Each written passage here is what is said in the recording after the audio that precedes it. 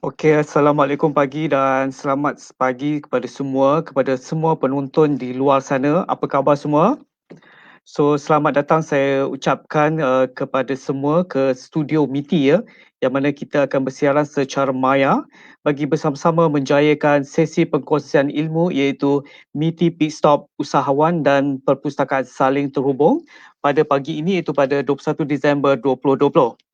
So ini merupakan kata satu lakaran sejarah lah ya buat kami kerana buat jujulung kalinya kami bersiaran secara langsung menggunakan platform digital secara maya bersama-sama ahli panel yang hebat yang mana kita akan perkenalkan sebentar saja lagi.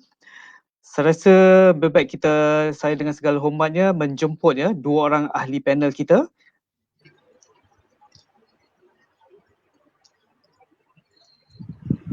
Ya, Assalamualaikum semua kepada kedua-dua orang ahli panel kita dan selamat datang ke studio MITI secara maya ya, Datuk Fadila dan Cik Hussein.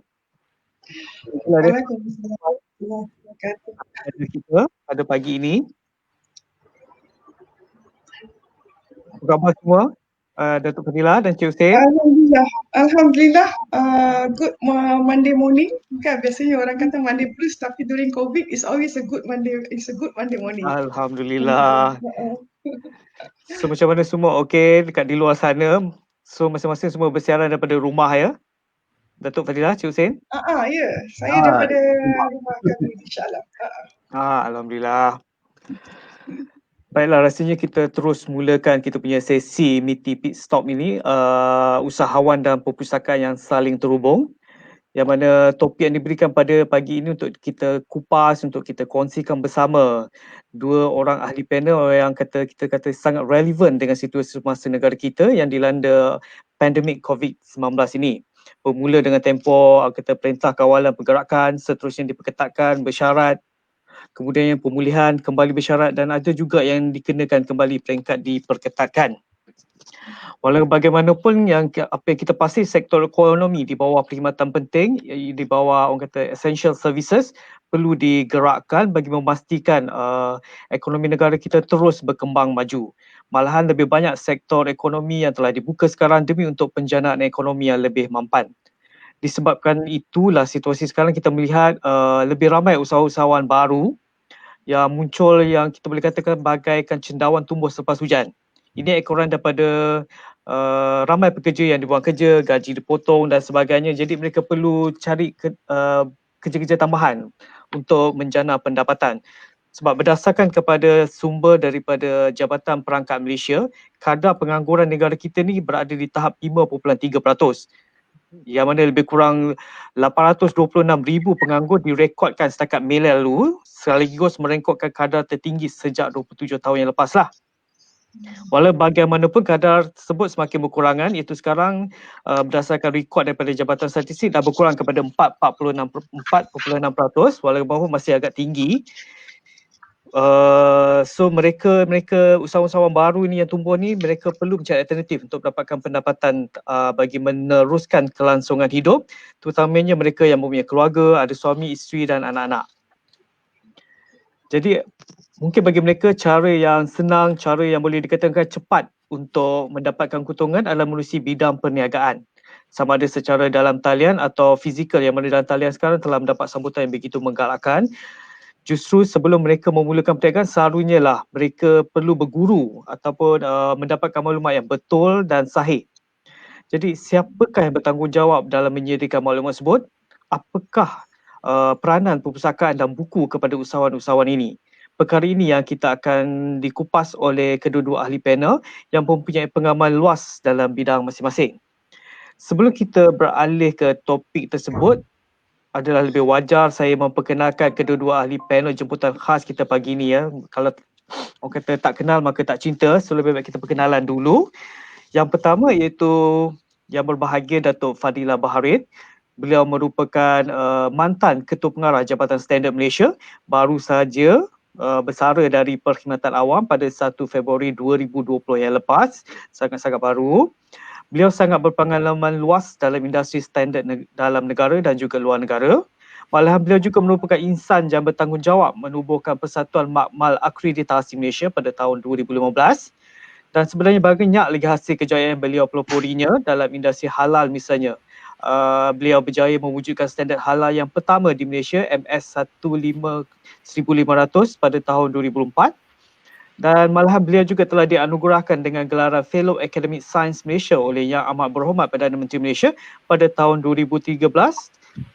Dan sebenarnya banyak lagi lah kejayaan Datuk Fadilah. Dan panel kita yang kedua pula adalah Encik Ahmad Hussein Tajuddin.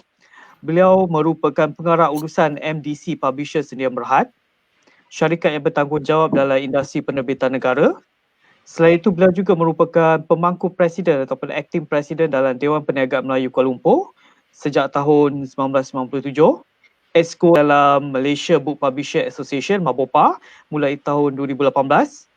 Banyak pencapaian dan kejayaan beliau telah kecapi, antaranya best sales for Southeast Asia region oleh International Monetary Fund IMF, membantu Majlis Buku Kebangsaan Malaysia MBKM untuk pameran buku antarabangsa di Frankfurt, mengendalikan program CEO Masterclass dan banyak lagi sebenarnya ya.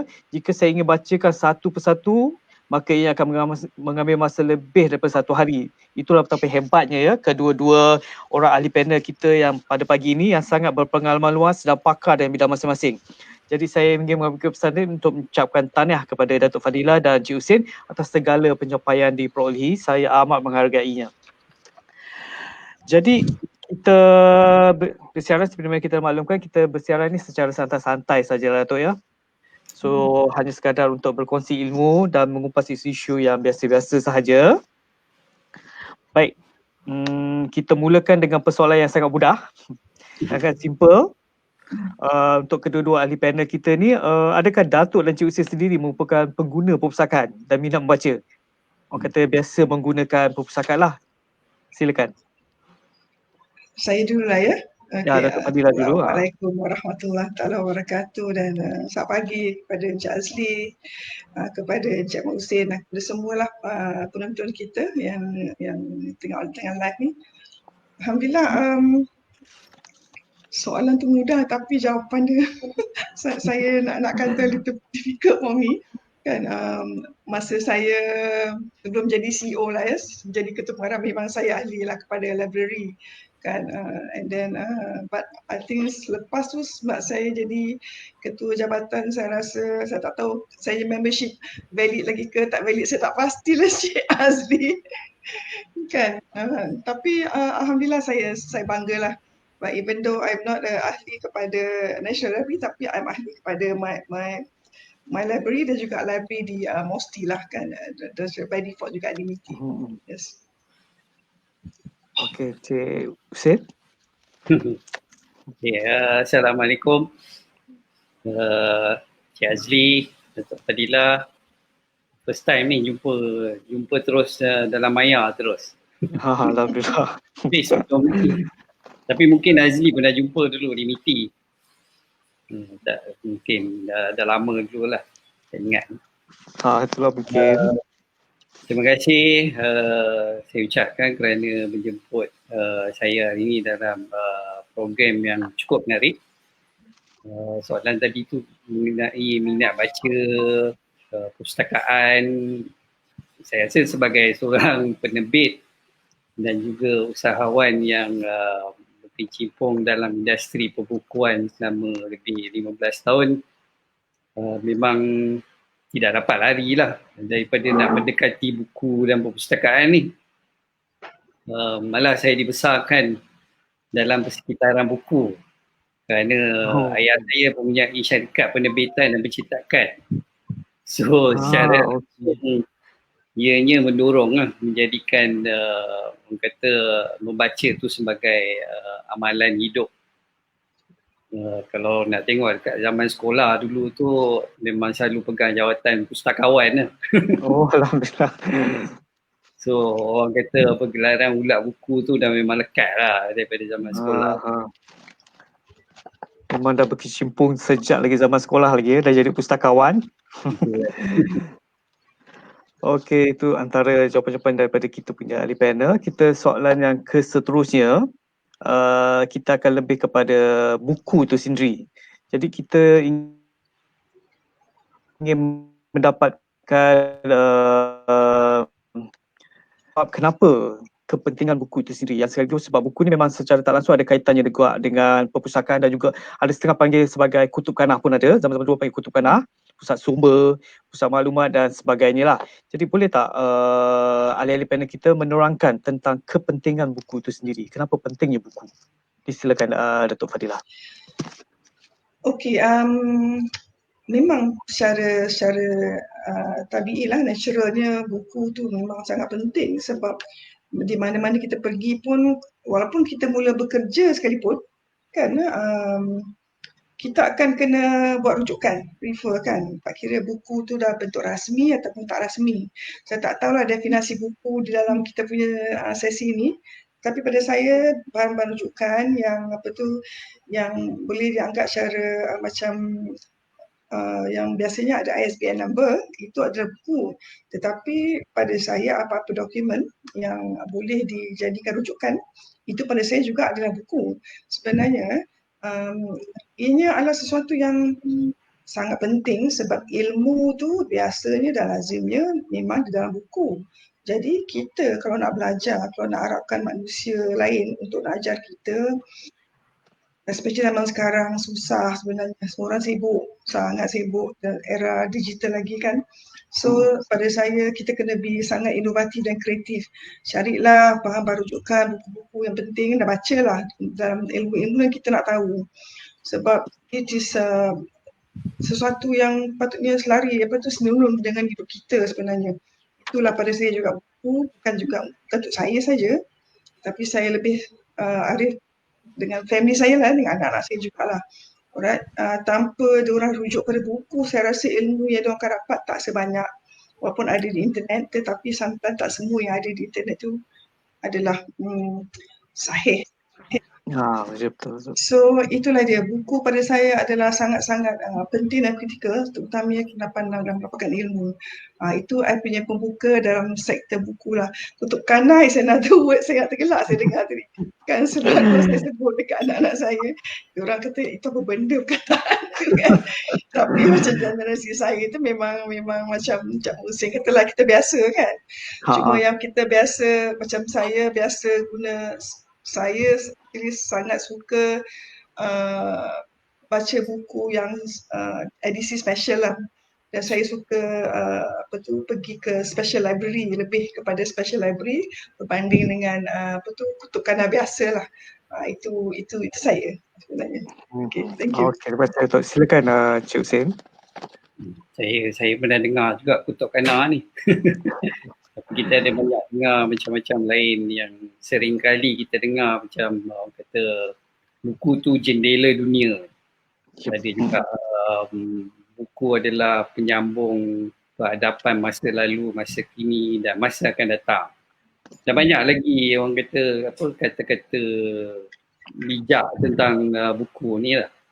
Buku merupakan sumber yang amat penting yang akan menghubungkan antara manusia dengan segala ilmu pengetahuan. Dan sememangnya benda ni berkait rapat dengan perpustakaan di mana ianya merupakan tempat semua orang menimba ilmu pengetahuan yang tersimpan di dalam.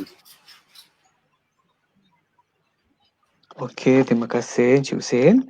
Dan soalan yang seterusnya pula ya Cik, untuk kedua-dua orang panel kita, jika Datuk dan Cik Hussein diberi pilihan antara buku fizikal dan buku elektronik, yang mana satu agak menjadi pilihan yang lebih prefer lah?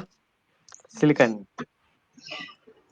Cik Ahmad dulu lah sebab dia dekat skrin kat layar besar kan. Soalan interesting ni. Buku elektronik atau orang kata e-book ni. E-book ya. Dia punya orang kata kelebihan dia tersendiri kepada pembaca.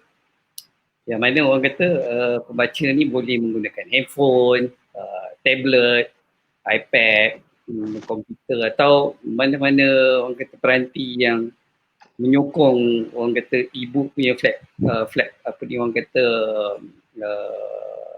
file tu, e-book punya file tu. Namun saya percaya trend pemilihan buku fizikal dalam kalangan masyarakat Malaysia ni masih tinggi.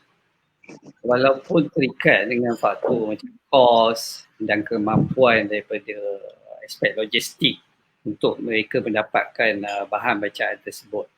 Kalau kita ambil statistik Perpustakaan Negara Malaysia menyebut bahawa penjualan e-book di Malaysia ni adalah kurang daripada 10%.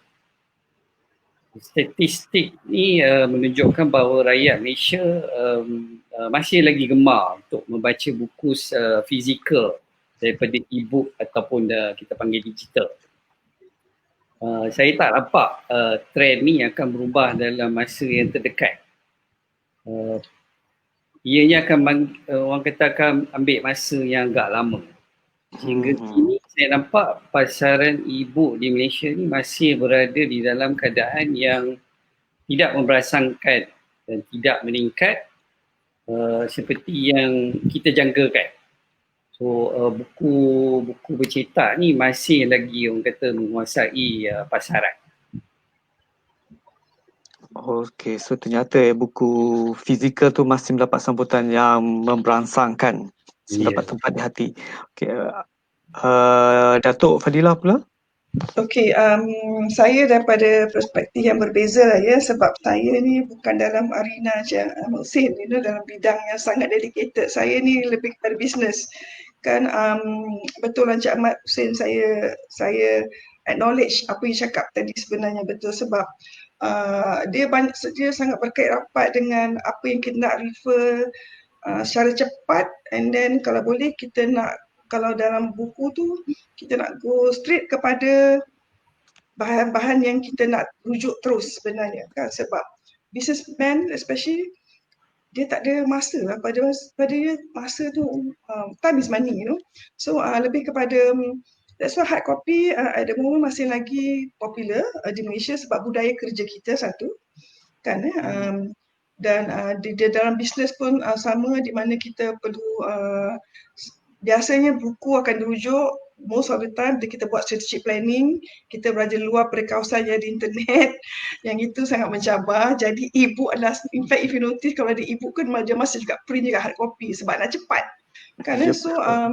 budaya di Malaysia masih lagi ke arah situlah Encik Hussein. I think bagi statistik itu saya sangat setuju dan saya gembira, because pada saya perception saya memang sama kan, dan mungkin generasi kita kan, mungkin pada generasi yang akan datang, maknanya anak cucu saya mungkin kan, maybe 20 tahun, 30 tahun akan datang, ataupun 2030 mungkin by then, di mana sistem telekomunikasi kita dah kuat kan, e-book tu akan secara tabi'i menjadi sesuatu yang natural lah kan. So tetapi di perspektif bisnes, industri, kami masih lagi prefer sebenarnya hard copy lah. Itulah my comment. Okey. Datuk kata pasal internet tu pun salah satu juga tu. Kita punya orang kata speed tu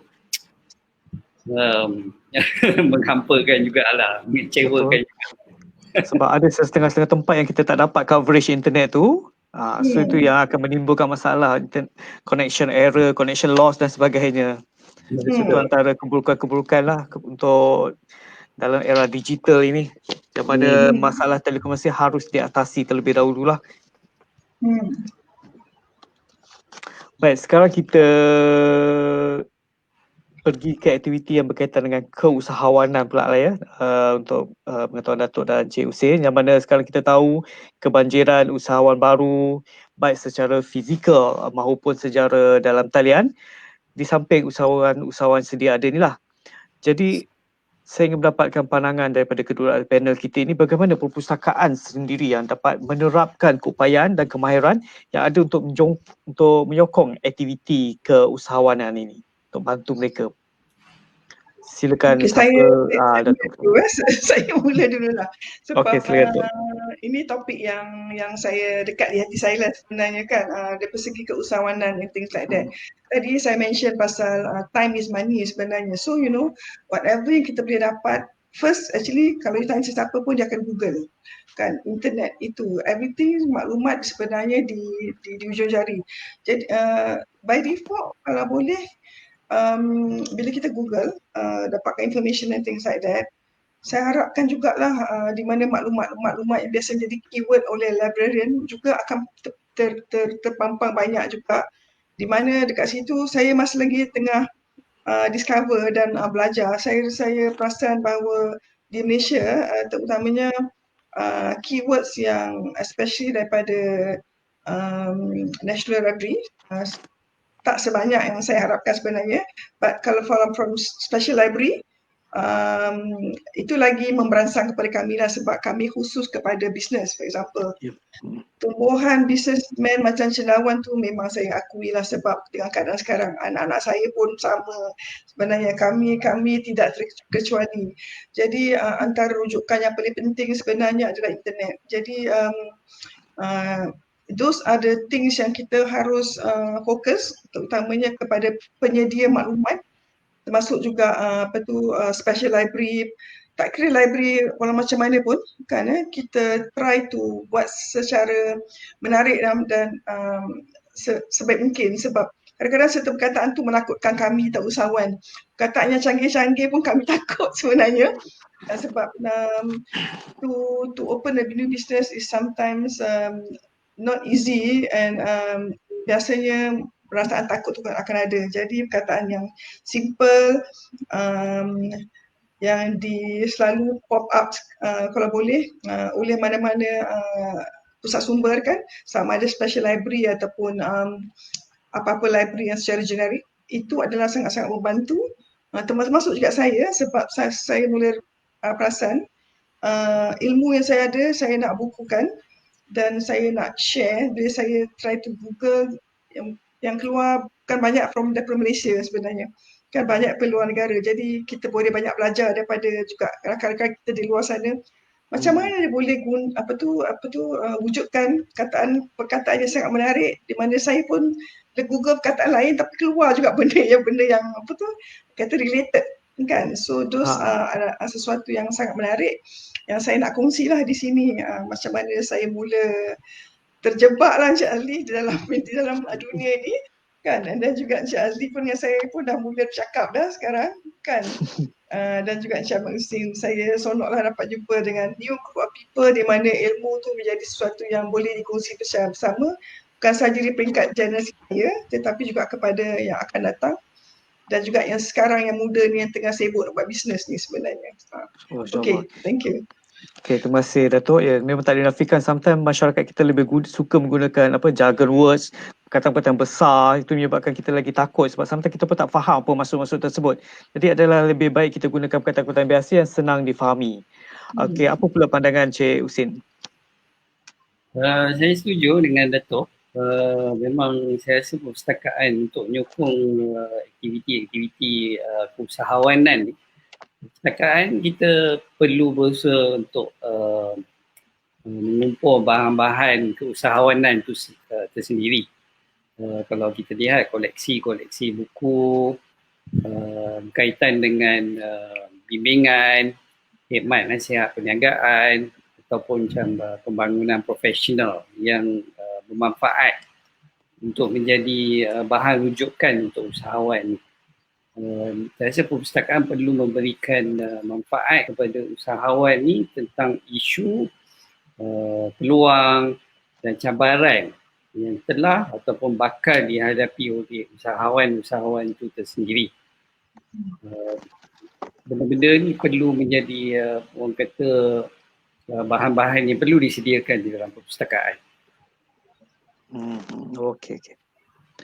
Okay, seterusnya kita nak tahu dari segi kaedah yang boleh dipraktikkan oleh perpustakaan untuk supaya usahawan-usahawan dapat memanfaatkan sumber-sumber yang ada di perpustakaan, supaya nampak peranan perpustakaan atau pusat maklumat ni kepada usahawan. Apakah kaedah-kaedah yang boleh dipraktikkan oleh perpustakaan untuk membantu usahawan ni? Encik Ahmad dulu lah, sebab tadi dia punya sebab tadi picture besar kan, so go straight to him first lah, ya. perancangan orang kata dalam perniagaan ni orang kata merupakan gerak kerja pertama sebelum kita memulakan sebarang perniagaan. Tak kisah apa jenis perniagaan sekalipun, kita perlukan perancangan. Sebelum memulakan perniagaan tu, kita perlu lakukan kajian berkaitan perniagaan itu sendiri supaya kita lebih bersedia dan memahami perjalanan perniagaan kita tu. Begitu juga dengan usahawan yang sudah lama berniaga dan berjaya, tidak semestinya berhenti membuat penyelidikan. Mereka seharusnya terus membuat penyelidikan agar perniagaan mereka tetap relevan, macam mengikut trend terkini sekarang ni, ada perubahan apa semua ni. Saya rasa perpustakaan perlu sediakan sumber yang terkini dan terperinci agar usahawan ni dapat mencari maklumat sekaligus membuat penyelidikan mereka menjadi lebih sempurna sebelum mereka mulakan perniagaan mereka.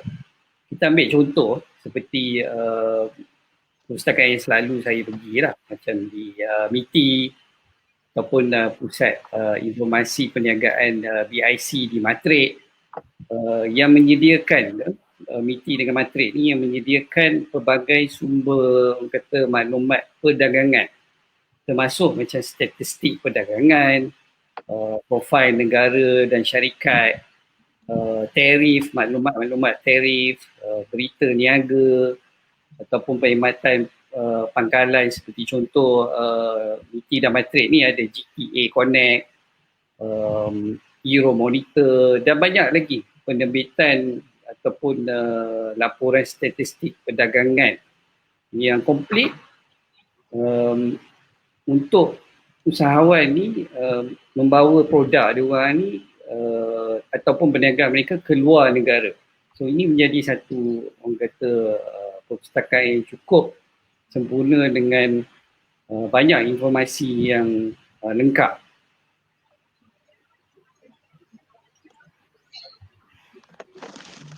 Okey, Datuk Fadilah. Okey, Cik Muhsin, interesting apa yang you cakap tadi sebenarnya kan. Saya akan bercakap lebih kepada angle yang berbeza. Maksudnya bila saya setuju dari segi bila dia kena buat market research for example kan di mana dia kena study the market dan sebagainya. Tetapi jiwa saya lebih kepada our local usahawan yang dia belum lagi berangan pun nak pergi overseas lah sebenarnya kan, tetapi lebih kepada dah ada dan nak kembangkan ataupun macam apa ataupun macam mana cara kan. Dan saya lebih selesa dan kalau boleh cakap lebih kepada persatuan usahawan. Saya rasa persatuan usahawan banyak sebenarnya dekat Malaysia. Mohon supaya mereka juga libatkan diri mereka lah dari segi ilmu dan sebagainya.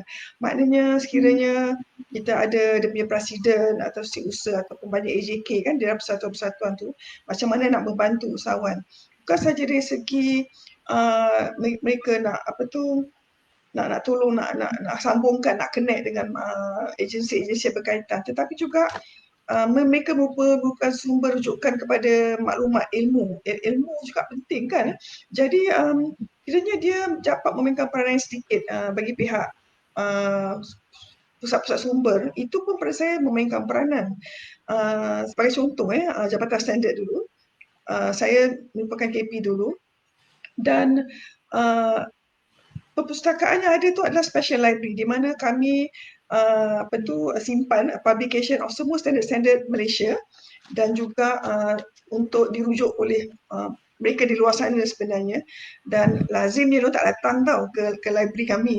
Mereka secara maya akan call atau email, akan tengok website sebagainya, tapi tak datang. Kalau datang pun kalau berdekatan, right? Ataupun kalau dia nak beli pun dia email, dia kata dah bank in duit, kami nakkan dokumen tu.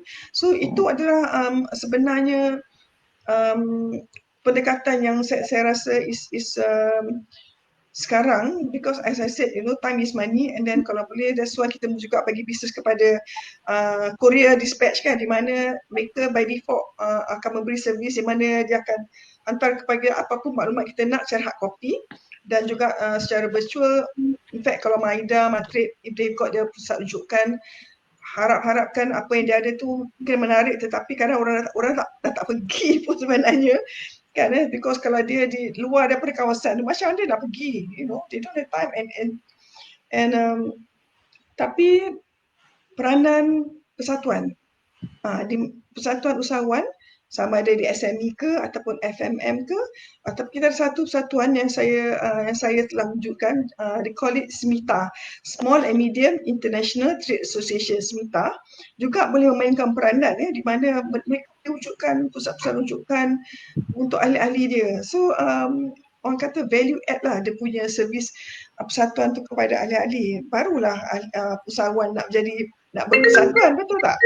Kalau tidak macam mana? Betul. Kan? Cik Azli, your phone dah bunyi ya. So itu yang diperkatakan oleh Datuk Fadilah tadi, peranan persatuan-persatuan usahawan ini untuk bersama-sama dengan pusat sumber atau pustakaan untuk buat apa-apa sahaja aktiviti yang bagi menyokong usahawan, bagi membantu usahawan. Maksudnya kerjasama, sinergi antara perpustakaan dan persatuan usahawan tu. Sangat bagus juga pandangan itu, Datuk. Kita boleh kudara, kita boleh mencuba nanti pioneer project. Okey, soalan ini memang ada kaitan juga sangat dengan Datuk Fadilah. Kenapa? Sebab beliau baru saja menerbitkan dan mencetak sendiri buku coffee table beliau, yang mana dalam segmen kedua nanti beliau akan berkongsikan mengenai buku tersebut. Cuma persoalannya kepada Datuk, dari segi penghasilan buku tersebut, adakah Datuk mendapatkan bahan dari Perpustakaan Jabatan Standard Malaysia ataupun mana-mana perpustakaan lain lah bagi menghasilkan buku tersebut? Silakan, Datuk. Ya, asli jawapan dia of course ada kan, sebab bila kita dah redesign special library di Perpustakaan Standard Malaysia tu menjadi lebih kepada business friendly, saya secara tak langsung memang saya pergi ke sana mula-mula first, right, sebab di situ banyak rujukan-rujukan yang cerita-cerita yang memang ada untuk ditonjolkan dan untuk diceritakan dalam aliran yang buku saya lah sebenarnya. Dan alhamdulillah saya nak ucapkan terima kasihlah kepada librarian di sana, dan juga bukan librarian saja, juga pembantu perpustakaan, nama dia Sarah. Kalau dia tengok ni, saya ucapkan terima kasih juga kepada dia, banyak membantu kan. Dan juga saya punya PRO di Standard Malaysia dulu, it was Puan Ki kan, tapi now dia dah naik pangkat, dia dah balik ke Kementerian Penerangan kan. Dia pun berilmu bukan saja di sini, tetapi juga dia cepat, maknanya sebab kita punya library, pusat rujukan tu dah business friendly, dia tahu apa yang kita nak dan dia boleh bagi secepat mungkin. Itu adalah yang saya rasa saya sangat bangga dan happy to share lah with all of you. Jadi siapa yang berminat juga nak tengok apa ada kat Special Library Standard Malaysia ni, promote sikit Azli bolehlah kau promote, sentiasa promote. bolehlah pergi ke Special Library Standard Malaysia kan. Tapi minggu ni kena diorang tutup sebab diorang buat stock take ke whatever, but I hope at least you cuba discover lah what they have and things like that. Sebab bukan saja maklumat di Malaysia saja, tetapi juga maklumat dengan ISO dan juga IEC, dan macam mana digabungkan juga dengan perpustakaan MITI, Matrix, Maida. Memang sangat inovatif lah. Itulah yang saya boleh kata lah takat ni lah, Encik Azli. Itulah dia, Datuk Fadilah. Saya pun belum pergi lagi ke perpustakaan JSM yang baru ni kan, dibangun baru, serba baru, berwajah baru. Saya belum sempat lagi lah ke sana. InsyaAllah nanti selepas ini saya akan berkunjung lah ke perpustakaan JSM.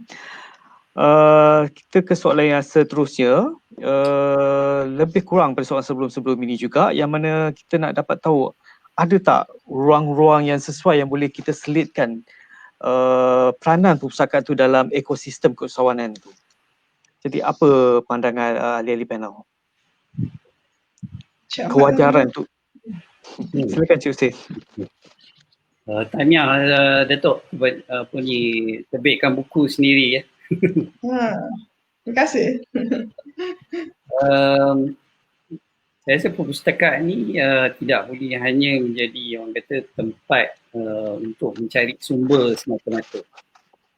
Perpustakaan ni perlu meningkatkan peranan ataupun penghematan bagi menyokong banyak program ataupun bengkel yang dapat menarik minat usahawan ni untuk lebih menggunakan perpustakaan sebagai pusat sumber utama dalam orang kata nak create atau melahirkan usahawan yang berjaya. Kita nak dia orang ni untuk dekatkan kepada perpustakaan seperti Datuk kata tadi, banyak sumber-sumber yang kita boleh dapat di dalam perpustakaan itu sendiri untuk membantu usahawan ni untuk lebih berjaya. Tak kira lah dia orang masih lagi baru nak mulakan perniagaan ataupun sudah melangkah ke kata level yang lagi satu orang kata step ahead ke apa ke, tapi memang orang kata sumber tu memang satu benda yang penting untuk usahawan sebelum mereka melangkah ataupun melakukan perniagaan lewat. Okey, terima kasih Encik Hussein. Datuk Fadilah ada apa nak menambah? Banyak nak tambah Azli, tapi Cik Azli kan sebenarnya dia dah prepare banyak soalan. Saya baca tadi, wah Azli banyaknya soalan, tapi sebab dia kata santai, jadi I tend to lompat-lompat lah Azli sebab dia berkait rapat sebenarnya kan. Ya, betul tu Datuk. Kan, jadi I hope that bentuk sumber lah tak semestinya dalam bentuk hard copy. Macam-macam virtual yang ada. It should be interesting and exciting lah dan tak boring, dan jangan lama apa-apa artikel video baik ke ataupun dalam bentuk kartun ke, dalam bentuk whatever kan yang kita nak share, jangan lama sangat lah, because I think bila lama sangat dragging, people tend to not listen to, let's say you punya voice ke ataupun audio kan about the knowledge yang kita nak share. Itu adalah benda-benda yang saya alami sendiri juga di peringkat ISO sebenarnya di Geneva. Bila kita komen kan, lama sangat, paling maksimum pada saya lah 1 hour, 1 minute maksimum. After that saya akan tukar channel lah kan, because maklumat tu yang saya dapat for example, right, and then kita tak boleh dengar if you want it to be. So pada saya kita kena peka dengan keperluan usahawan, dan sebagai pemberi maklumat tu tak kira lah you librarian ke ataupun whatever your status is. Saya tak tahu you all punya status apa sekarang sebab now dah evolve kepada era industri 4.0 Encik Azli kan. So I think peranan you all should also be exciting and interesting lah, bukan saja tunggu. Dan I think which yang tak berlaku sekarang saya lihat banyak keluar kan, dan juga creating new things macam peraduan, things like that. Itu saya suka juga kan, tapi dalam masa yang sama kena make it exciting and also kalau boleh make it simple, dan kalau boleh cartoonize it, benda yang kita rasa yang menarik supaya ia boleh menarik usahawan even to click you punya kartun tu and to masuk what is it that you nak cerita sebenarnya, rather than you just kata dalam bentuk kataan kan, sila layari, memang tak lah sebenarnya kami tak. Tapi kalau visual kita tak payah baca, kita tengok, kita akan pergi terus ke sana. So this is pada saya approach yang baru yang kita perlu berubah lah pada saya. We need to be creative and to be brave kan, and not within the same context lah. Pada saya training and retraining of pemberi maklumat, which maybe I call yourself librarian kan, perlu juga berlaku lah. And then masa training and retraining, kalau boleh mohon supaya usahawan seperti kami juga dijemput sama untuk memberi kami punya input lah.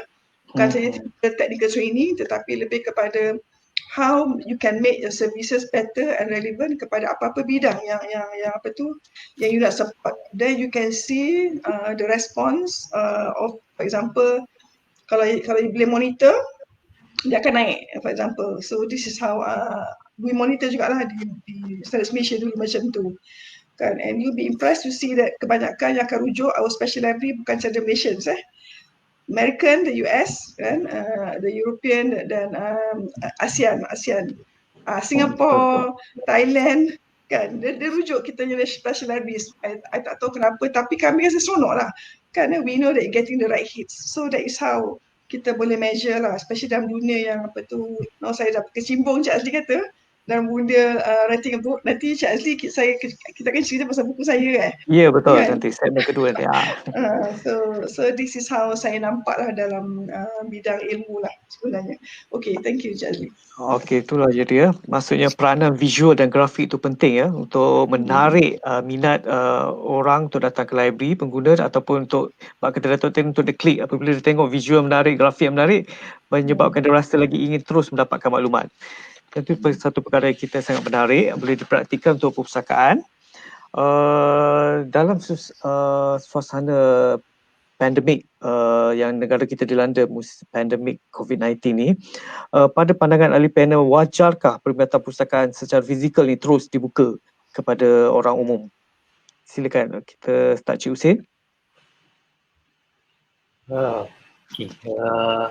Kita akui memang banyak perpustakaan yang mempromosikan penggunaan buku elektronik ataupun platform-platform untuk mengakses bahan-bahan rujukan berbentuk atas talian semasa PKP ini.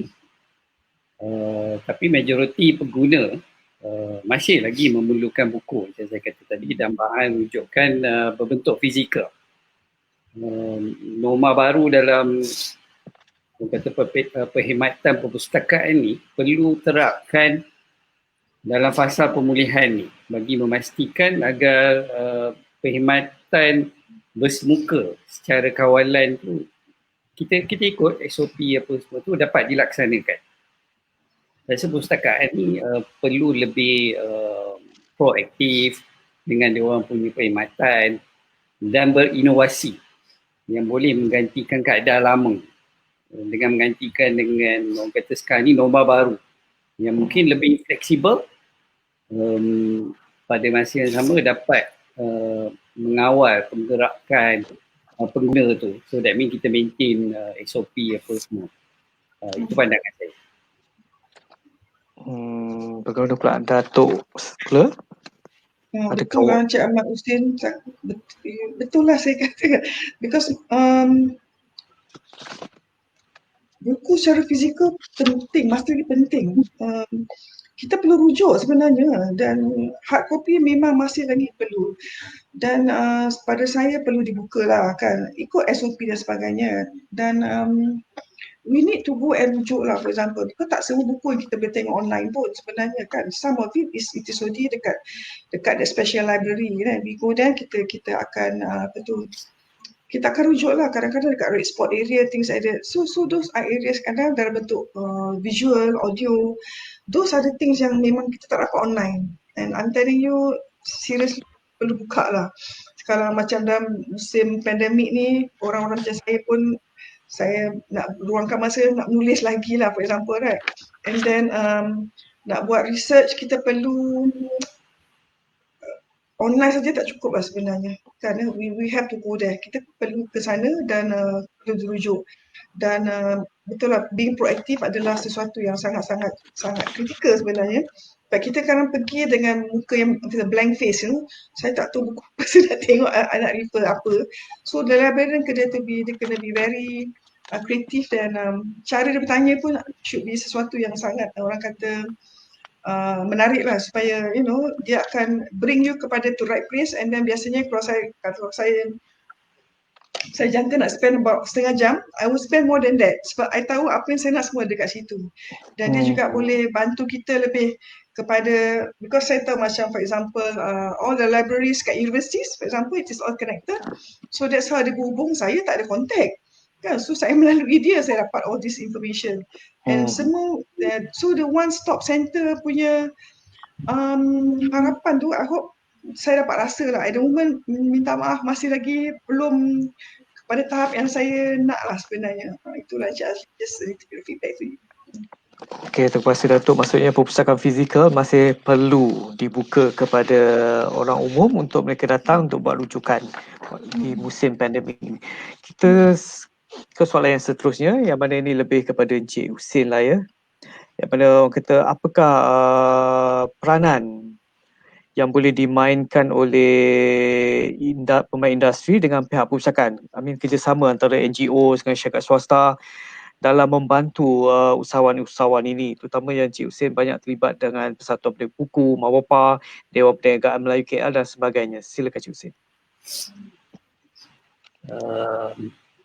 Rasa peranan perpustakaan ni bukan sekadar untuk melahirkan masyarakat yang bermaklumat. Malah perpustakaan perlu melahirkan masyarakat yang mempunyai minda yang sihat dan orang kata positif lah. So perpustakaan dan pihak NGO atau persatuan ni perlu walaupun bekerjasama dalam mengadakan banyak program-program ataupun bengkel-bengkel mengikut keperluan semasa. Program dan bengkel ni secara langsung mendekatkan ramai usahawan dekat dengan perusahaan perpustakaan. Sekaligus ni usahawan ni tahu tentang kepentingan perpustakaan tu, bagaimana mereka nak dapat maklumat, menggunakan kemudahan di perpustakaan tu sepenuhnya. So perlu banyak ada orang kata collaboration persatuan dan juga perpustakaan. Kita tak nak tengok perpustakaan tu macam satu tempat untuk orang nak pinjam buku itu je. Kita perlu ada macam-macam program bersama yang dapat menarik usahawan tu sendiri ke perpustakaan.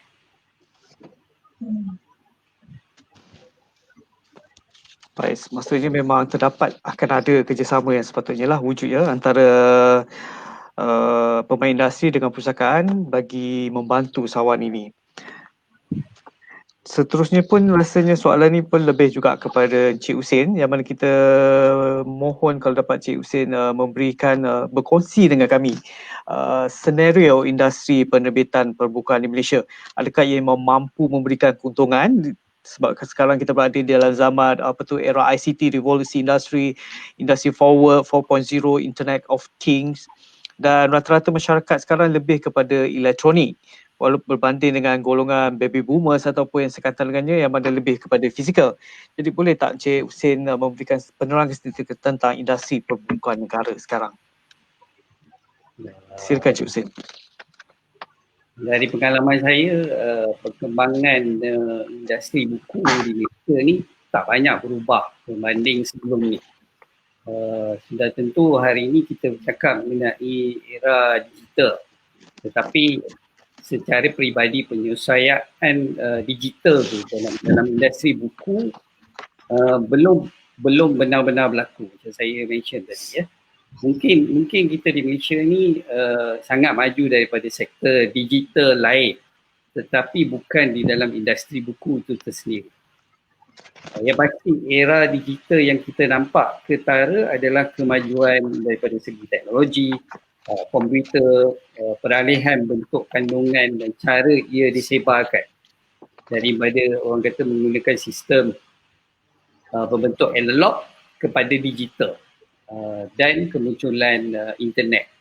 Jika dulu kita mengharapkan penjualan secara manual dan pergantungan kepada kedai buku dan ada yang hanya bergantung kepada pesta buku, tetapi sekarang kita lihat ramai penerbit yang menjual secara talian terus ataupun online.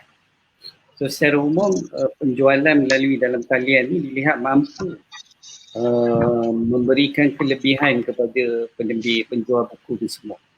Jadi perkembangan teknologi dengan kewujudan internet dan kita kata sekarang ni media sosial lah lagi famous ni, serta kemajuan dalam teknologi komputer digital tu sememangnya mengubah sedikit struktur persekitaran industri perbukuan kalau kita nak bandingkan dengan zaman dulu. Okey, terima kasih Cik Hussein.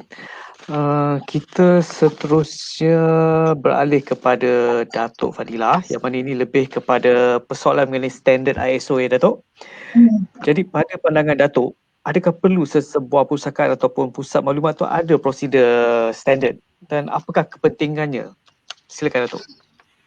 Okey, pada pengamatan saya, ISO tidak ada macam prosedur khusus lah macam mana nak wujudkan perpustakaan dan sebagainya. Saya rasa itu adalah sesuatu yang mungkin dah stabil kan, tetapi lebih kepada um, bagaimana kita nak berkreatif dan berinovasi. Di situ yang maknanya nak laksanakan um, apa yang dah wujud oleh yang disediakan oleh apa-apa library punya SOP, saya tak tahu apa, tapi di peringkat ISO memang tak ada spesifik on how to run a library, memang tak ada, tetapi dia ada lebih kepada classification of books, saya tahu ada kan, and then the numbering and how to give keywords, those are adalah ISO standard, memang diwujudkan oleh ISO khusus untuk ahli-ahli pakar, which is the librarian themselves, because dia perlu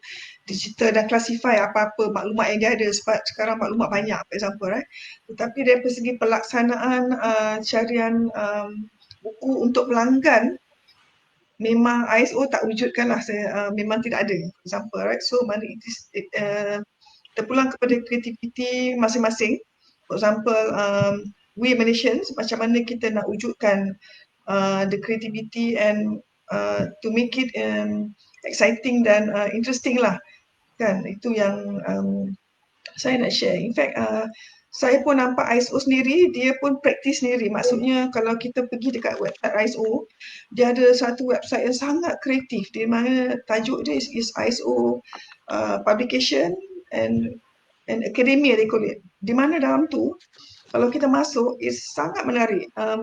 Paling banyak sekali, of course, is dia punya YouTube, kan? And then it's interesting di mana dia buat collection banyak daripada luar-luar negara, ahli kepada ISO sebenarnya, dan dia akan mainkan, for example, all those collections. So that is the kind of cara dia mengumpulkan dan klasifikasikan maklumat-maklumat yang yang pada pengamatan dia mungkin apa yang kita nak tahulah, right? Tapi itu pun saya tahu berdasarkan kepada feedback daripada ahli-ahli dia, ahli-ahli ISO.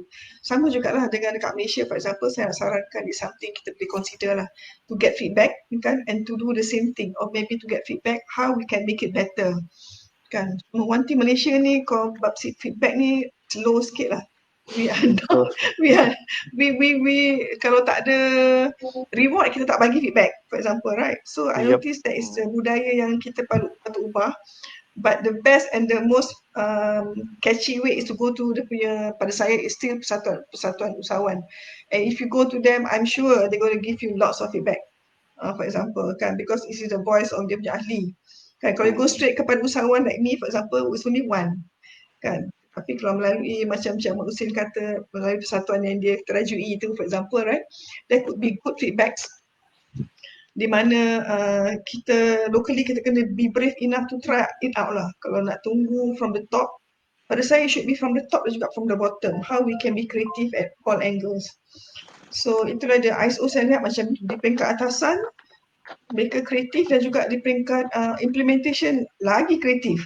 Kalau Cik Azli lepas ni you cuba tengok lah, kan, or penonton di sana, you cuba Google ISO punya academia ataupun research, you'll be really impressed macam mana they have implemented the standard yang dia buat sendiri sebenarnya.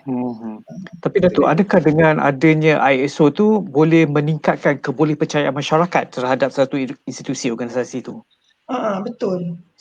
Sangat boleh sebenarnya, because bila you tengok, you akan lihat lebih kepada respon yang diberi. Biasanya kalau macam you dapat banyak feedback melalui email ke apa, dan pasti kita tahu maknanya people are looking at you punya information, betul tak? Right?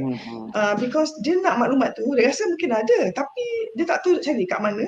So dia akan cuba email ataupun tak tahulah, but most probably the most popular one, mana yang tak ada internet tu, dia going to email lah and ask things like that. Itu adalah sesuatu approach yang saya rasa ISO tengah guna sekarang. Bila saya tanya, for example, very simple example, macam buku yang saya akan ceritakan nanti, I have been advised dekat Malaysia, publisher saya kena ada ISBN number. Kalau tak ada ISBN number, researcher tak boleh search, tak boleh Google. Tapi ISO, dia kata apa tau, tak perlu ISBN number, we don't need your ISBN number. Terkejut saya kata betul ke? Dia kata yeah, we don't need, it's not important for us. What's important is your copyright, you should be registered, and then after that of course lah the hits lah, number of hits. So the approach macam Cik Ahmad Husin kata dah berbeza, dan ISO dia kena berani wujudkan paradigma sedemikian rupa lah. Kan saya tak tahu betul ke salah approach tu, tapi itulah dia yang approach yang menarik lah sekarang di peringkat ISO, Encik Azli. Okey, terima kasih Dato'. Okey, ni kalau kita lihat dalam laman FB PPM memang ada satu soalan yang dikemukakan kepada Encik Husin ya, yang mana penonton di luar sana ingin mengetahui ada tak judul-judul buku yang sesuai untuk usahawan kecil pertanian? Saya rasa memang ada judul-judul orang kata yang sesuai untuk usahawan kecil pertanian ni. Saya rasa ada yang saya nampak dikeluarkan oleh agensi-agensi kerajaan yang kenai dengan pertanian seperti Pharma, Maldi dan sebagainya. Memang banyak agensi-agensi selain daripada itu yang menerbitkan buku untuk membantu usahawan-usahawan terutamanya IKS ni ya, untuk mereka jadikan buku tu sebagai satu bahan rujukan untuk mereka startkan bisnes dia orang tu. So, saya rasa memang banyak judul. Saya bangga kadang-kadang dapat tengok agensi kerajaan ni terbit yang khusus lah, kalau katakan Madi, Pharma apa semua ni dia ada keluarkan, dia orang punya expertise, dia orang expert dalam bidang tu, dia orang ada buat research, market research apa semua, dia orang tahu mana angle yang mereka perlu, usahawan ni perlu target dan sebagainya. Memang ada. Dari untuk kes MDC publisher sendiri, ada tak terbit tambahan berkenaan dengan pertanian ataupun berkaitan dengan usahawan-usahawan? Ada, kita ada terbitkan sama dengan agensi juga, agensi kerajaan seperti HDC, Halal Development Industry Corporation. Memang kita ada keluarkan buku guidebook untuk entrepreneurs, macam mana kita nak dapatkan sijil halal apa semua ni. Sebab sijil halal ni satu benda yang ramai orang tak tahu. Saya boleh kongsikan pengalaman saya sendiri membantu usahawan-usahawan. Banyak kes usahawan ni tertipu dalam mendapatkan sijil halal. Ada makcik yang berniaga di kampung sanggup bayar ejen ataupun RM50,000 untuk dapatkan sijil halal ni.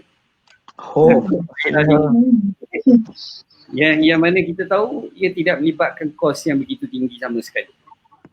Makcik ni sedar apabila dia sedarlah yang dia kena tipu ni, apabila sijil yang dipohon pun tak dapat, duit pun hilang begitu saja. So saya rasa makcik ni pun adalah salah seorang usahawan yang tidak mendapat maklumat terkini. Sebab tu saya kata saya nak ni sikit, sentuh sikit mengenai apa yang kita dapat dalam internet tu. Orang kata maklumat tu kenalah maklumat yang terkini dan terperinci. Sama sekali kita dapat lihat yang makcik ni tidak langsung melakukan sebarang penyelidikan mengenai permohonan sijil halal. Saya nasihatkan agar usahawan ni mendapatkan maklumat yang terkini dan membuat penyelidikan untuk sebelum membuat sesuatu perkara itu. Maksudnya memang dah ada kes penipuan juga ya bagi mendapatkan persijilan halal ini. So that's why itu pentingnya orang kata mendapatkan maklumat terlebih dahulu, buat kajian, buat research seperti mana yang dimaklumkan oleh Encik Husin. Kita soalan yang seterusnya, sebab rata-rata sekarang kita dapat lihat memang banyak ya pihak-pihak syarikat individu-individu tentu yang mewujudkan tempat bacaan di merata tempat, seperti dalam kebun bunga kita tengok, di taman-taman rekreasi, stesen bas, dalam van. Kita ada juga yang inisiatif oleh golongan NGOs yang dipanggilkan Project Book Effect dan sebagainya. Jadi adakah inisiatif ini mampu menjadikan budaya membaca sebagai satu gaya hidup dalam kalangan rakyat Malaysia? Apa pandangan ahli panel kita? Silakan Dato'. Saya sangat menyokong kuatlah inisiatif itu, bagus sebenarnya. Cara tu saya dah berpengalaman sendiri, dah 2-3 kali saya memang terserempak dan terjebak lah dekat kawasan macam tu. Saya semasa tunggu, contohnya macam dekat hospital lah kan corner tu memang popular betul lah saya rasa, and buku-buku tu memang bukan buku majalah, magazine, sangat menarik.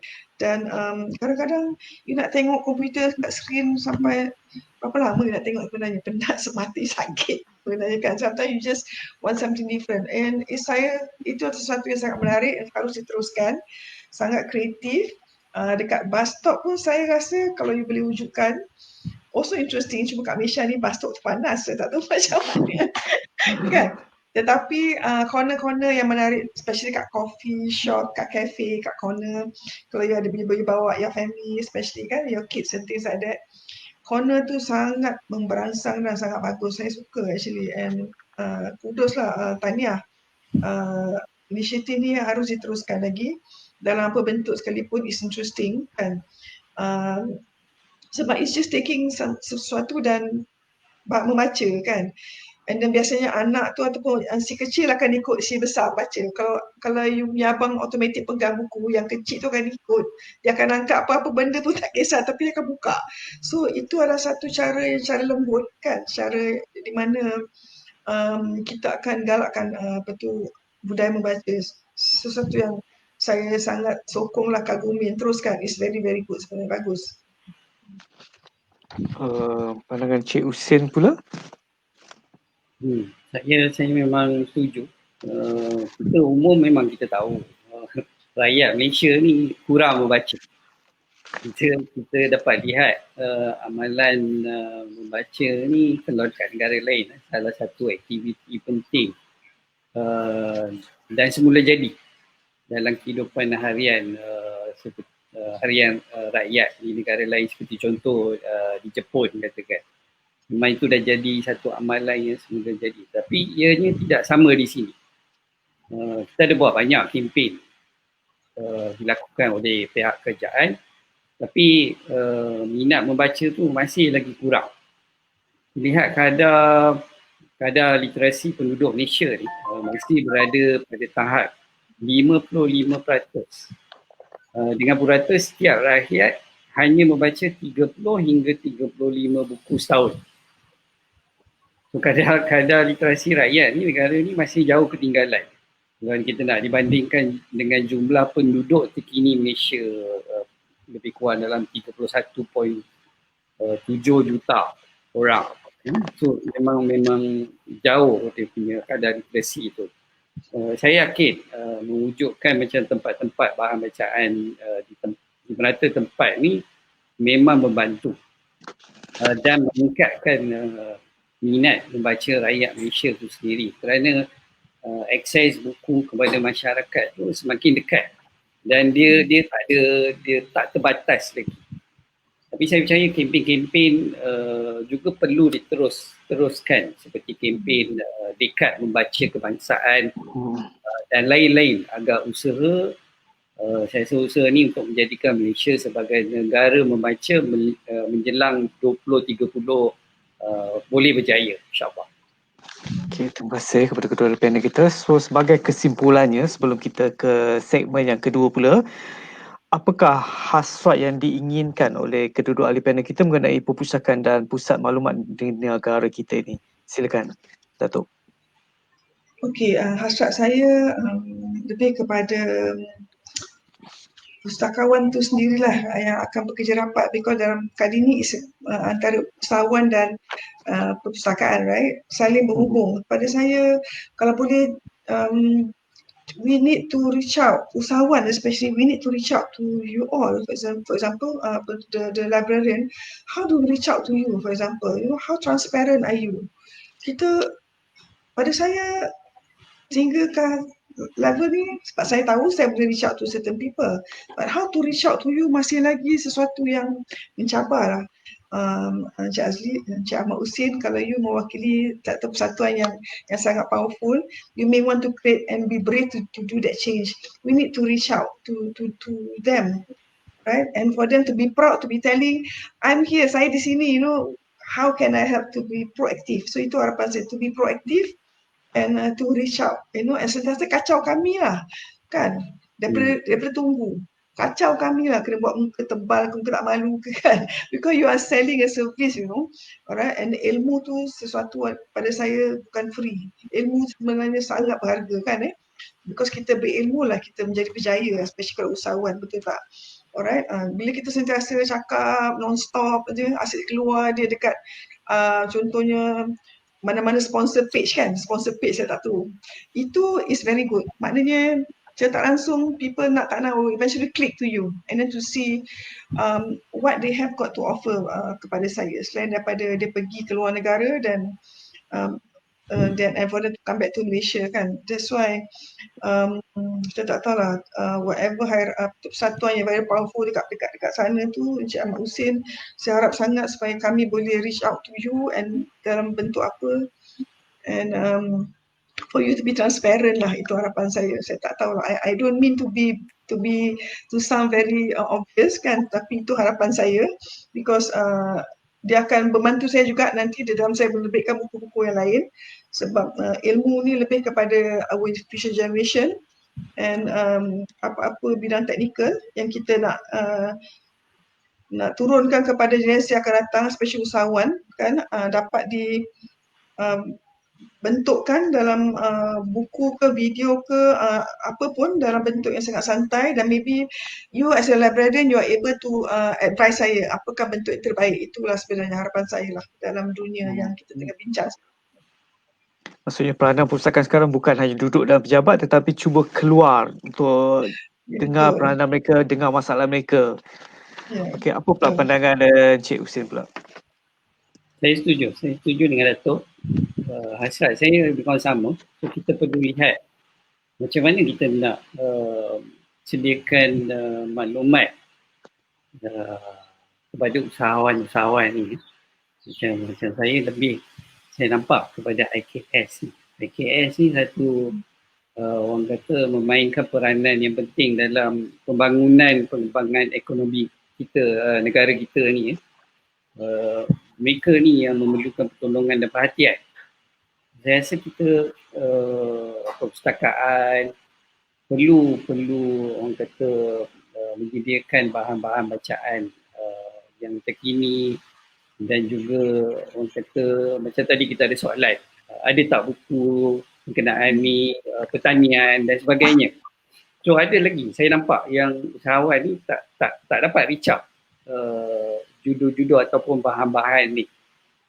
Saya rasa perpustakaan ni bukan lagi hanya tempat untuk meminjam buku, saya dah cakap tadi, tapi menjadi tempat untuk masyarakat melakukan interaksi sosial dengan mengadakan banyak bengkel. Saya tekankan ni untuk kerjasama perpustakaan dengan persatuan, usahawan apa semua ni, mengadakan banyak pertemuan komuniti, mengadakan banyak program-program yang dapat membantu semua golongan masyarakat. So rasa perpustakaan ni perlu lebih mengutamakan ruangan yang selesa dan mesra masyarakat. Macam orang sekarang ni kata macam boring lah nak pergi perpustakaan ni kan, macam tak ada apa je kan. So kita nak kena ada orang kata membuatkan mereka ni selesa nak pergi ke perpustakaan, ada that environment yang kita dapat membuka pintu tau terhadap semua kegiatan masyarakat ni boleh dibuat dekat. Secara ringkas saya boleh katakan apa pun kegiatan tak menjadi persoalan selama mana ia boleh dilaksanakan dekat perpustakaan. So apa yang benda yang kita buat perpustakaan tu dah memadai. Itu hasrat saya, insyaAllah. Okay, terima kasih Cik Hussein. Maksudnya sekarang perpustakaan bukan hanya mempunyai peranan yang tradisional, konvensional, tetapi perlu membuka dengan lebih luas. Maksud dengan memperkenalkan benda-benda baru, elemen-elemen baru bagi menarik minat secara tak langsung orang ke perpustakaan. Seperti mana yang Cik Hussein cakap tadi, suasana library yang lebih santai, banyak kemudahan-kemudahan dan lebih banyak kepada interaksi sosial. Yang mana tidak hanya sekadar untuk tempat untuk membaca dan buat rujukan saja. Jadi satu cadangan menarik yang boleh kita praktikan, yang boleh kita usulkan kemudian. Jadi demikianlah tadi hasil kupasan dan perkongsian ilmu mengenai usahawan dan perpustakaan yang mana memang jelas ada saling terhubung antara kedua-dua temu keras untuk bersiaran langsung pada kali ini. Memang kita ternyata sekali lah ya, usahawan dan perpustakaan memang tidak dapat dipisahkan sama sekali.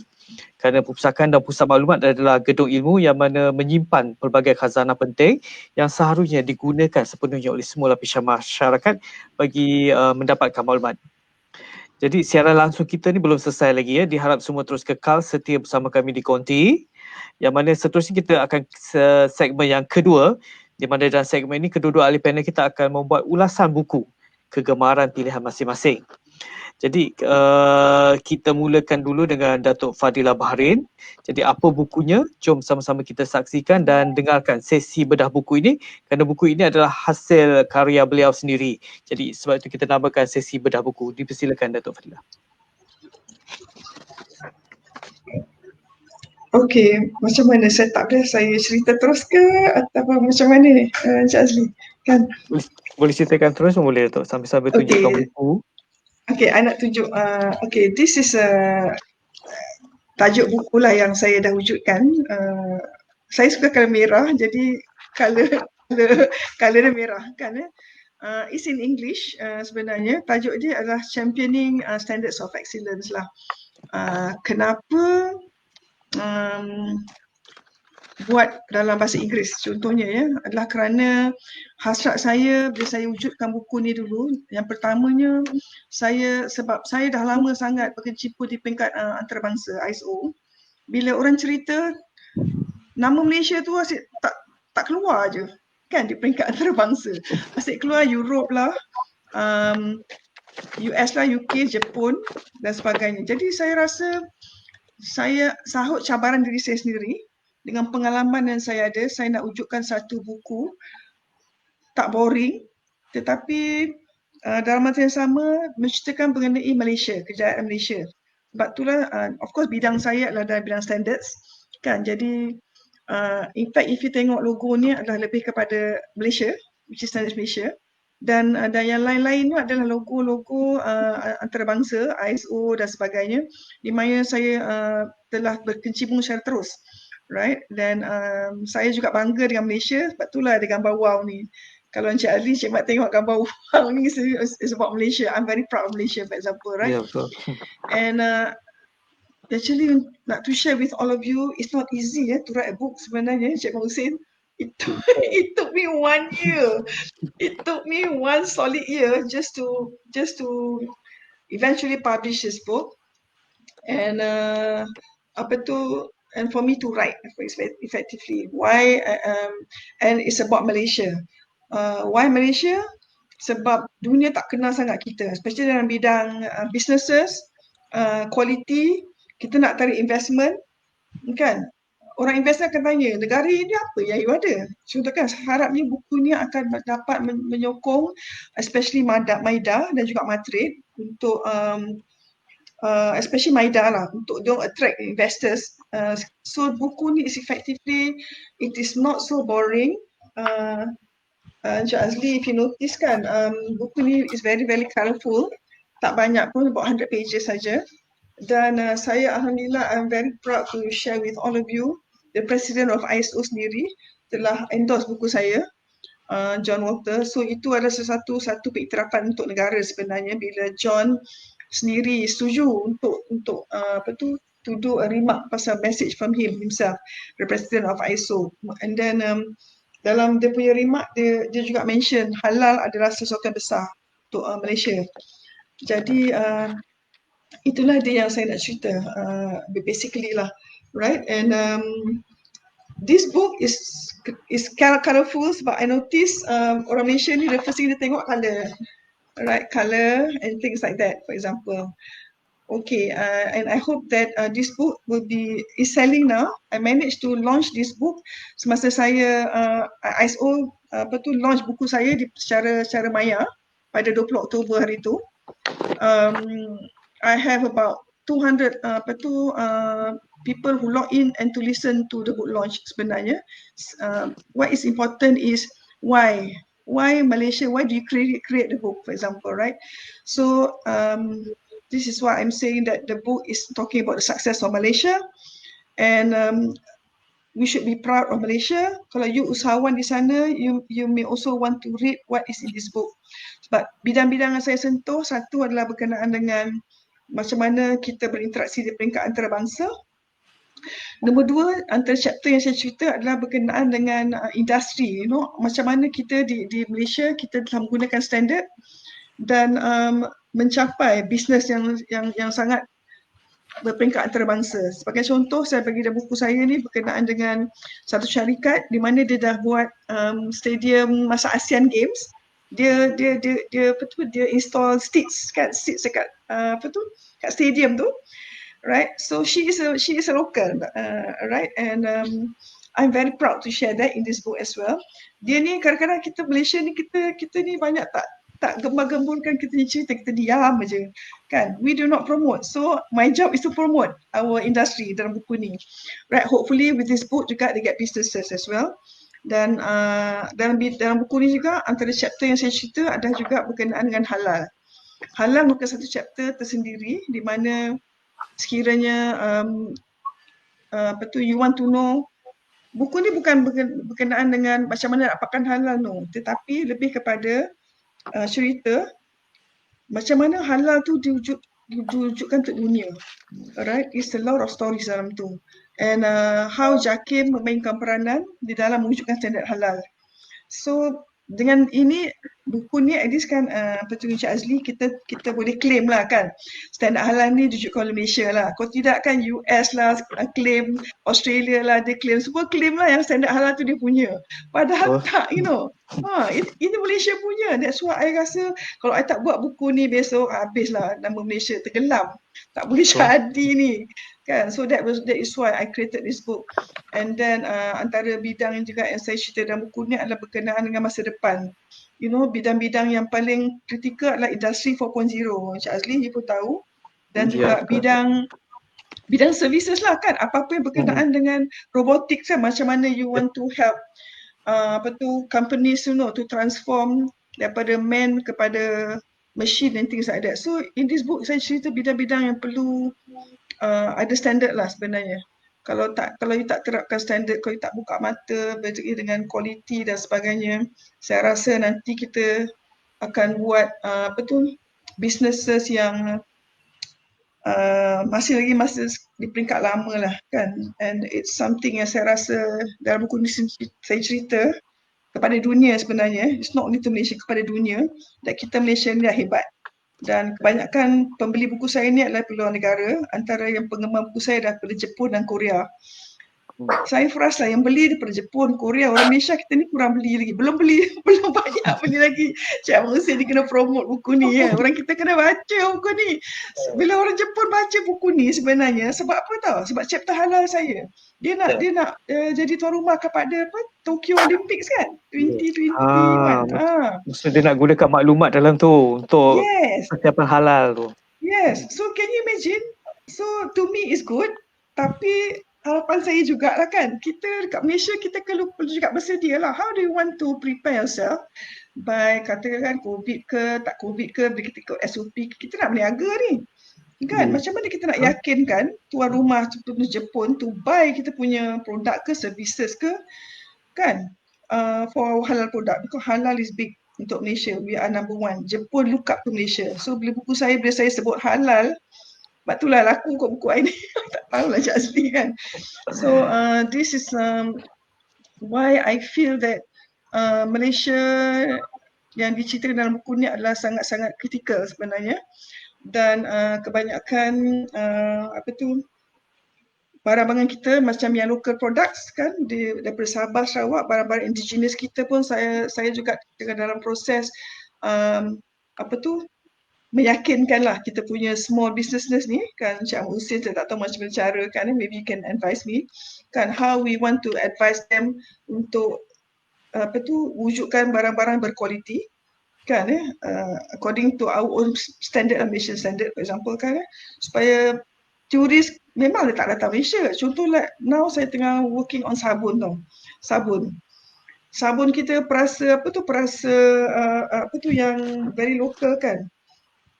Wanoni kan. So semua tu all the buah-buah washiku saya tengok tau. So all okey, those, menarik. so sabun-sabun macam tu memang dibeli oleh pelancong daripada Korea. Walaupun diorang dah datang Malaysia, tapi sebab COVID they cannot come, but they still want the sabun. So how do we do this, right? So we sell online lah. But make sure lah, sebab diorang ni very particular kan, kenal ada standard ke apa kan, logo yang patut kan. So this is where I hope that kita punya usaha ni will be able to baca buku ni, realize how important it is untuk dia adakan sedikit quality dan standard lah untuk barangan dia, supaya kalau dia beli jual online kan, tak semestinya orang Malaysia je beli sebenarnya kan, satu dunia yang beli kan, Cik Mohsin kan. Ya, betul. Right, and they don't mind paying for the postage. Saya realise that, in fact buku saya ni berat tau, Cik Azli. Right, and they pay for the postage. For example, so, and betul, Cik Mohsin, they prefer hard copy. Saya ada e-version, saya ada hard copy. We want hard copy please. But you have to pay for the postage. Dia kata, no problem. Oh, that is where saya tangkap macam Cik Mohsin kata betul. You are right. They want the hard copy. Satu lagi, because the book is unique and it is a collector's item sebenarnya. Right, biasanya if you are a collector of certain distinguished books, they want the hard copies. Itu yang saya belajar tau sebenarnya. Betul Cik Azli kan? I learn something, betul.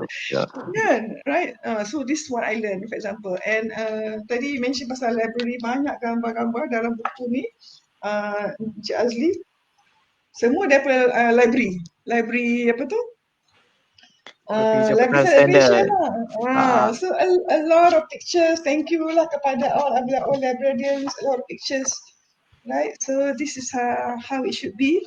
Alright, and itulah, we cannot live without our librarians juga lah. So the synergy must be there and things like that. And one of the key area yang saya nak cerita dalam buku ni pasal milestone, kejayaan Malaysia, standards milestone in Malaysia. Semua maklumat ni memang saya dapat daripada perpustakaan sebenarnya, right? And hopefully Cik Ahmad Hussein dan Cik Azli pada tahun 2021 Sains Malaysia akan meraihkan tahun 25 tahun anniversary dia, Cik Azli. Kan? So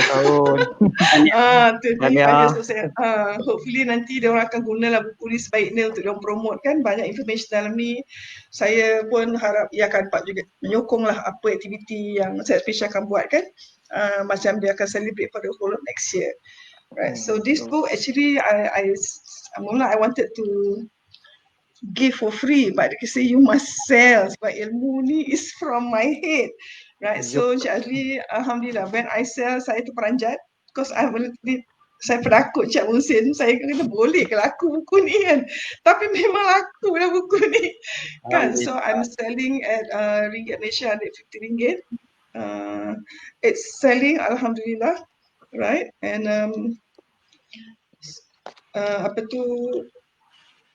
there is a Facebook, Cik Azli kan, di mana if anybody is interested to buy the book, you can also go to the Facebook tadi yang tertunjuk oleh Cik Azli, where you can just log in dekat situ and then you can purchase lah melalui satu foundation yang saya rasa why foundation, Cik Azli, sebab giving back to the country melalui satu foundation lah, right? It is like giving back.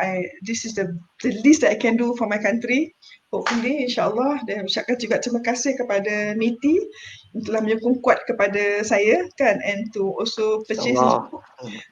Thank you very much, and I hope that it is of value. And I hope also if Maida and Matrid is also listening to this program, you are also able to purchase this book, not only for your clients but also for you, the officials themselves, because when you read this book, then you understand why you are doing that job. Contohnya, why you have to attract investors kan, to the country and things like that. So this is a book about an untold story yang dunia tak tahu, dan kita patut bangga dan cerita pasal negara kita. Betul tak Cik Azli? Cik Mohsin? Ya, sangat betul. Betul. Itulah yang Setahun tu baru siap buku. Tapi alhamdulillah. Thank you for the opportunity given lah for me to talk about this book. I hope that I have already registered ISBN number, things like that. But when I wanted to sell online, I was shocked to notice that contohnya Encik Azli tu yang I perasan, Amazon kata tak perlu ada ISBN, we don't need ISBN number. I was shocked, you know. Ya, But betul. anyway, Surprisingly, sepatutnya kena ada we ISBN don't need. number. Anyway, I don't care about ISBN. I'm a Malaysian. So we will try to sell this online di bawah our platform. Itu kalau macam e-book, Encik Ahmad Hussein kata, taklah popular sangat Encik Hussein. Tetapi kalau hard copy, memang it's selling very very well, alhamdulillah. Kan, so itulah these chapters in the book. We hope that those yang really want to know about Malaysia, these are the big boys kan, they should read this book. And number two, untuk usahawan-usahawan yang pada saya lebih kepada usahawan yang persatuan lah. Sebab saya banyak bekerjasama dengan persatuan, betul Encik Ahmad Hussein. Saya sangat-sangat mengharap bahawa persatuan-persatuan ni try to get hold of this book as well and try to baca kenapa buku ni penting and how can it benefit ahli-ahli di mana mereka berada, because this is how saya rasa ilmu yang saya cuba share dengan Encik Azli. Saya tak tahu macam mana cara terbaik. Saya pension Encik Azli terus COVID kot. Saya tak boleh buat roadshow and things like that kan. So tapi alhamdulillah lah. So there you are, and thank you kepada all those who have supported my book basically. Alright. Thank you. Okay, Alhamdulillah. Terima kasih Datuk atas perkongsian ilmu mengenai buku Championing Standards of Excellence. Bagi penonton di luar sana yang ingin membeli buku tersebut, kami ada kongsikan dengan laman web Facebook mengenai buku tersebut. Jadi boleh dapatkan maklumat lanjut mengenai buku tersebut. Untuk makluman juga ya, Pustakaan MITI pun telah memperolehi buku tersebut. Tambah-tambah lagi Jabatan Standard adalah satu agensi di bawah Kementerian Perdagangan Antarabangsa dan Antarabangsa MITI. Jadi memang kita support sangat Datuk, kita telah beli buku tu. Malah kita dah edarkan kepada pejabat YB Menteri Kanan, YB Timbalan Menteri Perkanan dan juga pejabat MITI wilayah dan MITI luar negara. Kita telah pun edarkanlah. Thank you very much. Sebagai tanda sokongan kepada Datuk. Thank you. Okay, terima kasih Datuk. Seterusnya tibalah pula giliran Encik Hussein. Encik Hussein pun juga akan berkongsi mengenai buku kegemaran beliau, yang mana jom sama-sama kita saksikan apakah yang buku yang akan beliau kongsikan. Silakan Encik Hussein. Okey. Okey, kita saya nak bedah buku, terlalu banyak buku nak kena bedah ni. Sebab kita ada lebih kurang 1,000 lebih judul ya, bukan satu je. 1,000 lebih dah judul yang diterbitkan oleh MBC Publisher. So kalau nak bedah tu tak tahu berapa hari baru nak habis ni. Tapi saya pilih satu buku yang cukup orang kata bestseller. Dipanggil, kita ada buku-buku bisnes apa semua, tapi saya pilih yang ni, dia dipanggil Atlas Makanan, Saiz, Pertukaran dan Porsi. Buku ni ditulis oleh profesor ataupun pensyarah-pensyarah daripada Universiti Kebangsaan Malaysia, yang terdiri pada Prof Suzana Zahara, Prof Nick Shanita, Prof Zahara dan juga Prof Hasna Harun. Mereka ni daripada dietitian ataupun nutrition department di Universiti Kebangsaan Malaysia. Mereka ni memang dah lama dalam orang kata nutrition dan dietitian punya department, dan ini merupakan edisi yang ketiga, bukan edisi yang pertama, edisi yang ketiga. Memang laris dan juga banyak perubahan daripada kalau kita dapat lihat daripada edisi yang pertama dan edisi yang ketiga. So, buku ni memang kita tak dapat, buku-buku lain memang tak ada seakan buku ini. Memang buku ini menceritakan mengenai saiz pertukaran makanan itu tersendiri. Kalau kita lihat porsi-porsi makanan tu memang kita sendiri tak tahu apa yang ada dalam porsi makanan tu. So ini diolah oleh barisan penulis daripada Universiti Kebangsaan Malaysia yang diterbitkan oleh MDC. Kalau kita dapat lihat dalamnya mengandungi orang kata sukatan-sukatan makanan yang menceritakan berat. Dia ada porsi dia, porsi-porsi dia yang tertentu, yang ada berat, yang ada dia punya energi, protein, lemak, dan dia ada dia punya chart dia. Kita dapat tunjuk. Dia ada dia punya chart. Dan interestingnya, makanan ni bukan makanan international, makanan Malaysia. So, kita dapat semua information kat dalam buku ni, termasuk makanan-makanan western pun ada, makanan lokal pun ada, dan juga kita ada kuih-kuih Malaysia pun yang kita makan yang famous ni, kuih talam lah, kari pak tu, semua ada kat dalam. Memang interesting buku ni, dan ia menjadikan satu buku orang kata bahan rujukan teks, buku teks untuk universiti di seluruh Malaysia. So, buku ni boleh seperti yang ditunjukkan dalam skrin semua orang, kita boleh beli secara online dengan harga RM120. So, memang buku ni kalau kita tengok ni dah edisi yang ketiga. So bila kita panggil edisi ketiga ni, kira dah lari sangat lah ni, dah jual daripada edisi pertama, kedua dan ketiga. Memang one of the best seller. So boleh pergi kepada online store kami ada online store, dan buku-buku lain semua ada kat dalam online store. Kalau nak bedah, macam saya kata tadi, kita ada lebih daripada 1,000 judul, nak larat apa bedah dah. Pakar bedah pun tak boleh buat dah. So insyaAllah ini yang saya nak kongsikan. Terima kasih banyak. Alhamdulillah, terima kasih Encik Hussein dengan ulasan buku beliau tadi yang bertajuk Atlas Makanan, Saiz Pertukaran dan Porsi, karya pensyarah-pensyarah dari UKM, yang mana di mana buku ini adalah diterbitkan oleh MDC Publisher sendiri.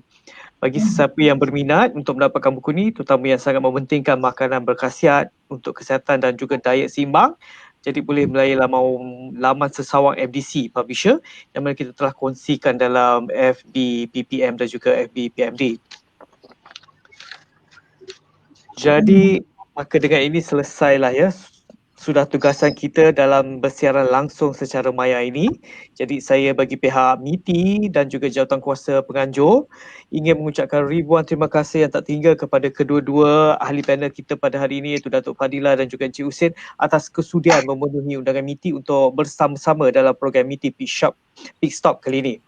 Memang Datuk dan juga Cik Hussein memang sangat sporting ahli panel kita hari ini. So kami amat menghargainya. Kami amat gembira bersama-sama dengan kedua-dua orang ahli panel pada hari ini. Tidak lupa juga terima kasih kita ucapkan kepada semua penonton di luar sana yang terus kekal bersama kami dalam menyokong apa jua aktiviti melibatkan perpustakaan dan galakkan membaca. Terutamanya bagi menyokong Kuala Lumpur sebagai Ibu Kota Buku Dunia 2020 dan Dekad Membaca Kebangsaan 2030. Terima kasih juga kami ucapkan kepada semua yang terlibat secara langsung atau tidak langsung, dan terima kasih juga buat pasukan kru teknikal ya yang sangat banyak membantu kita dalam bersiaran langsung ini. Dan untuk penonton semua, jangan lupa sertai pertandingan ulasan buku 2020 dengan memuat naik video ulasan buku ke dalam akaun FB masing-masing. Tempoh memuat naik adalah dalam jam 8 pagi tadi sehingga 1 tengah hari, dan jangan lupa letak hashtag ataupun tanda pagar pertandingan ulasan buku 2020 bagi memudahkan proses penjurian kelak. Dan satu lagi, pastikan FB kalian adalah FB tetapan umum terbuka, jangan perlu add ahli apa semua tu. Jadi sebabkan hadiah menarik menanti pemenang bertuah, yang mana hadiah-hadiah adalah sumbangan daripada Yayasan Bank Rakyat dan juga KLWBC 2020. Jadi terima kasih semua sekali lagi kepada ahli panel kita, sehingga kita berjumpa lagi. Sekian, Assalamualaikum warahmatullahi taala wabarakatuh dan salam sejahtera. Waalaikumsalam. Salam. Terima kasih Datuk. Okey.